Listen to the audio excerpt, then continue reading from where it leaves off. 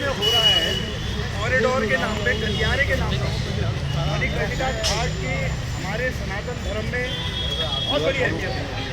क्योंकि जो सती देवी थी, इनकी जब 51 विष्णु भगवान ने 51 शक्तिपीठ स्थापना करी, तो उनके कानों की मणि उस घाट में गिरी थी। और वो मणिकर्णिका घाट जो है, उसकी अहमियत ये है कि अगर वहाँ अंत्येष्टि होती है किसी की, तो ये माना जाता है सीधे मोक्ष हो जाता है। पुराणों में भी जिन मंदिरों का उल्लेख है, उन मंदिरों को ढा दिया गया। और इसमें सबसे बुरी चीज जो हुई है कि जितनी मूर्तियां उसके अंदर थी, जो 2000 साल पुरानी, 1500 साल पुरानी, 500 साल पुरानी मूर्तियों समेत उन पे बुलडोजर चलाया गया कॉरिडोर के नाम पर। और वहाँ पे उत्तर प्रदेश की सरकार ये कह रही है कि ये AI जनरेटेड वीडियो है, वो सब झूठ बोल रही है। वहाँ के पुरोहितों ने वो वीडियो डाला है। शिवलिंग तोड़े गए हैं, देवी देवताओं की मूर्ति तोड़ी गई है। और सोच लीजिए अगर पुराणों में जिन मंदिरों का उल्लेख हो, उनको तोड़ दिया गया है, तो हट धर्मिता ही नहीं, उसको तो हम बेहतर शब्द करण मेहरा जी बोल पाएंगे कि क्या सरकार की सोच है। उसके अलावा दिल्ली में जो झंडे वाला मंदिर 1400 साल पुराना है, RSS की पार्किंग बनाने के लिए उसको पूरा नस्ते नाबूद कर दिया। मैंने वहाँ पे भी मीन भाई ने, अपने प्रभारी जी के जो है, सुबह से पूरा पहले पता करा, काशी भी फ़ोन करवाया। और अलियाबाई होलकर, जो हमारा साम्राज्य था, उसकी जो महारानी थी, उन्होंने मठों की स्थापना करी, मंदिरों की स्थापना करी, घाट का भी सौंदर्यकरण उस समाज में कराया। उनका भी मंदिर तोड़ के उनकी भी मूर्ति तोड़ी थी। और जो दिल्ली वाला झंडे वाला मंदिर है, वहाँ पे भी आगे सोशल मीडिया में आप देख लो, 1400 साल पुराना मंदिर बताया जा रहा है, उसको पूरा तोड़ दिया गया।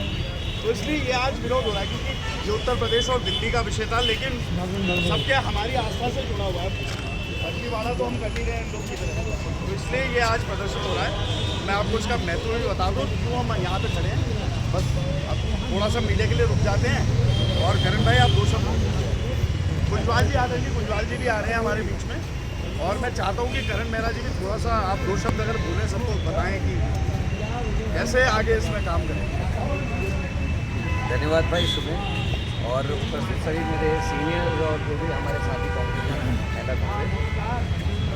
मैं सबसे पहले तो इतनी अवेयरनेस और एक अच्छा कदम उठाने के लिए भाई सुमित अखिलेश को धन्यवाद देता हूँ।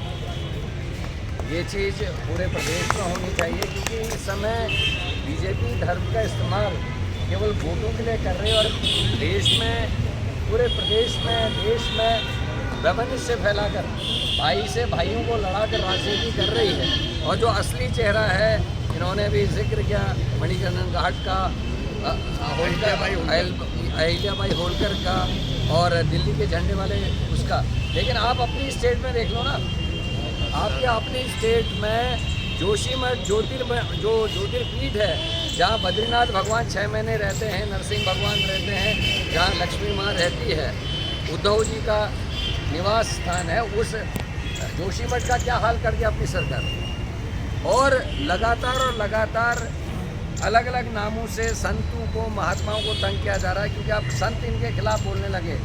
तो इन्होंने संतों को भी, जो गरीब किस्म के हैं, जिनके बड़े मठ नहीं है, जिनके बड़े अनुयायी नहीं है, उन लोगों को पकड़ के दिन में जेल में डाल रहे हैं, मुचल के काट रहे हैं, और रात को उनको रिलीज़ कर रहे हैं डरा के कि वो बोले ना बीजेपी के खिलाफ।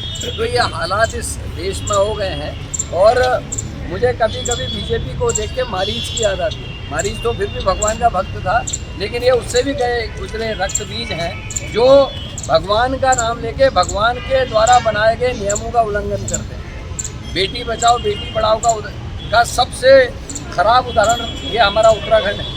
अंकिता भंडारी, उसके बाद संतरेसा में 14 साल की बच्ची का रेप हुआ और मर्डर हुआ। उसका रेप और मर्डर करने का मुख्य आरोपी बीजेपी के OBC सेल का सदस्य है। आपके बगल में चंपावत का जो इनका मंडल अध्यक्ष है, वो जमानत में बाद है। 14 साल की बच्ची को 1 साल तक मोलेस्ट करते रहा ट्यूशन पढ़ाने के नाम पे।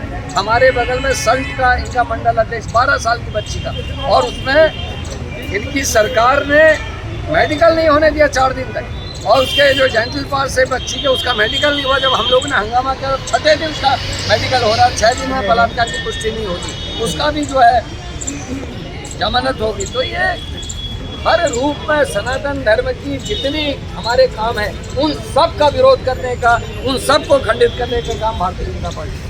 हमारे यहाँ भट्टी बिना पंजीकृत के पूजा हो रही क्या?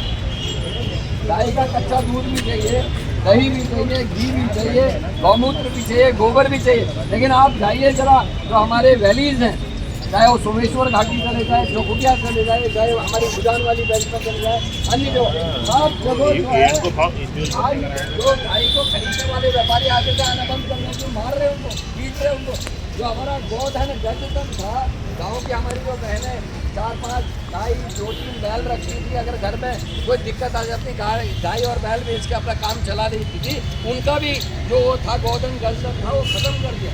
एक तरफ सनातन धर्म की बात करें, हिंदू धर्म की बात, आज मेरे ख्याल से सबसे ज़्यादा अगर किसी की बुरी नशा है तो वो जो हमारी माता है उसकी है। हर रोड में आप शाम को देख लीजिए थोड़ी भी गायें मिल जाएंगी। और पहाड़ के टाउनशिप का तो यह हाल है, अगर मरीज लेकर आप जा रहे हो और गाड़ी ड्राइव करो, आपकी माँ या पिता बीमार है तो एक आदमी एक्स्ट्रा चाहिए गायों को हटाने के लिए रोड में से। यह हालत इन्होंने कर दी है। उसके सारे आपके पशु मेले बंद कर दिए, उसका भी कुछ व्यापारियों का फायदा था, कुछ किसानों का फायदा था। बैल पड़ाव में आपके बगल में पशु मेला लगता है वो बंद कर दिया।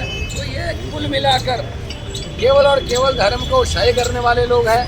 ये हिंदू मुसलमान सिख ईसाई को आपस में लड़ाने वाले लोग हैं। और जो देश के नागरिकों को आपस में लड़ाए वो देश का सबसे बड़ा दुश्मन होता है। और मैं